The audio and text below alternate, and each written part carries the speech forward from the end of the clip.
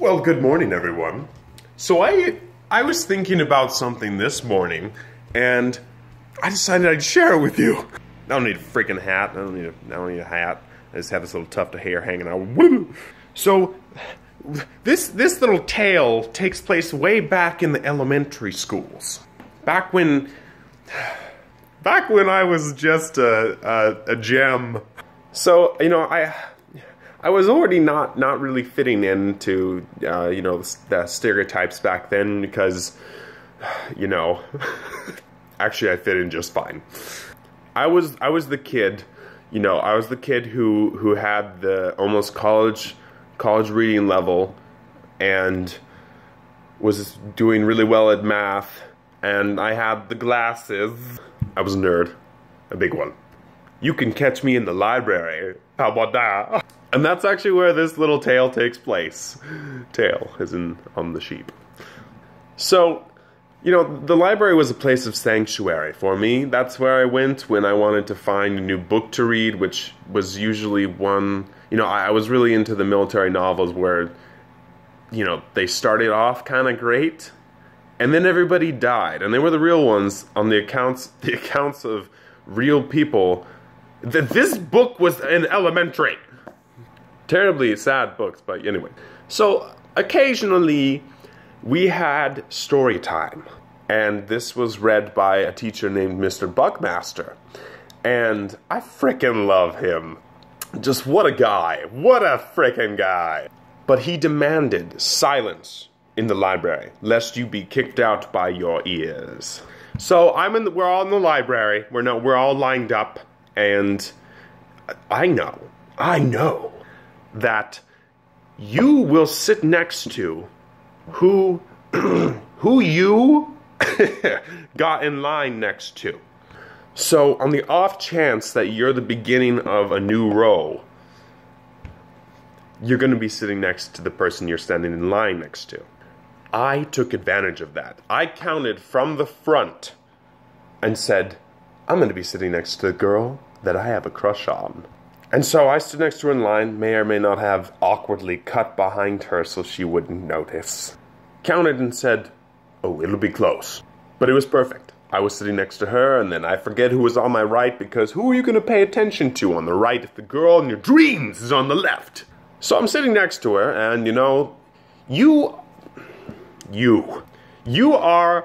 It's kind of something you don't do. If you need to go to the bathroom, you don't. Not during story time. So I'm sitting there, you know, all of my nervous energy gone straight to my bowels, and the the gas starts to build, and because my you know, fart holding inabilities were not quite adept back in the elementary school. This was a dangerous place for me to be, okay, because during story time, it is dead silent. You're the only ones in the library, nobody else is in there, and Mr. Buckmaster, the one who decides who lives or dies, he is the one reading the story. So if all is not quiet on the Western Front, someone's gonna get frickin' roasted by this guy. So I'm not gonna ask to go to the bathroom because that's, you know, oh, that guy's gonna go to the bathroom. That's disgusting. So I'm sitting there holding it all in, you know, taking it in from the back row. That's when something terrifying happened. Me sitting next to the girl that I liked, you know, I took my glasses off. I felt like there was a social barrier between me and, you know, popular people and my glasses. And, you know, maybe if I had read all the Harry Potter books, which I wasn't allowed to, God forbid, then I would have had those muggle birds eating out of my hat. But I didn't because I wasn't allowed to. But maybe if I had, the glasses would instead be a social enhancer instead of a social debilitator.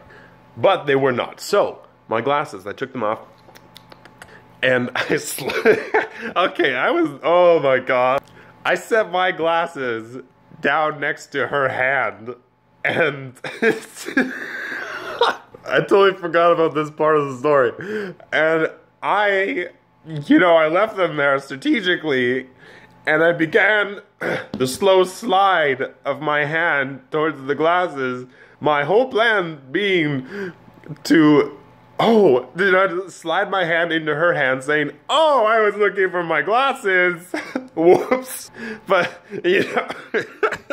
little do I know that I'm not blind. I can see my glasses. I don't need to feel around for them.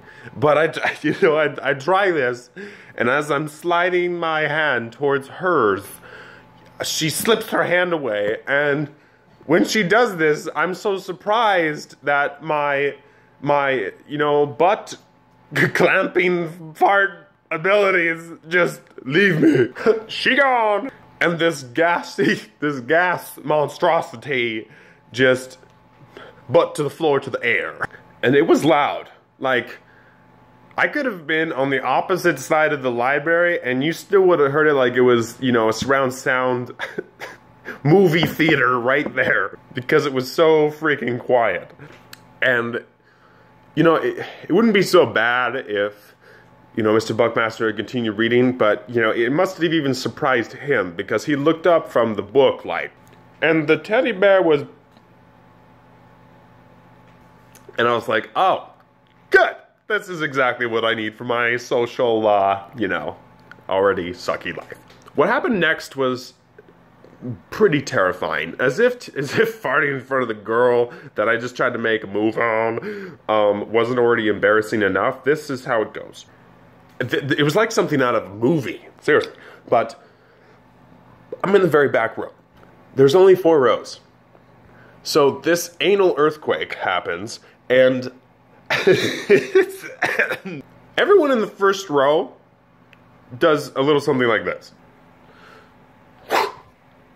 Facing back towards me. So every single one of them, at the same time, it's like they decided, if someone farts in the back row, we're all gonna look at the same time, and then we're all gonna do that. It'll be great. The choreography is gonna be fantastic. So this happens, and everybody's like, and then the second row, and then the third row.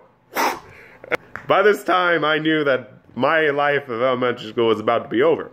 But with some quick thinking, I decided, I'm gonna look back too. And so I was like, there's nobody there. Look back accusingly at the third row. Who was it? And to my surprise, it actually worked. And this is where the kind of sad part comes in. I didn't want to take credit for this leak. And so the guy in front of me actually took the blame for it. Like, that does not happen, but it happened to me.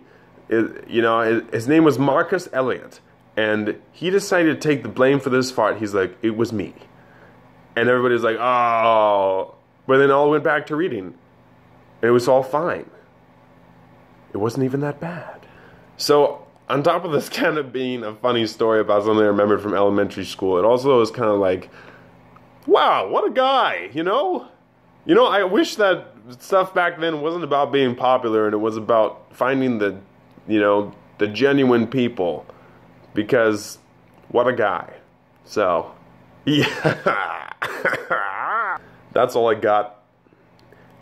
I feel like names were okay to use because that happened a long time ago, but, yeah. My game hasn't improved much since then. Just kidding. No, it really hasn't. Okay. I hope that made your day a little bit better. Enjoy.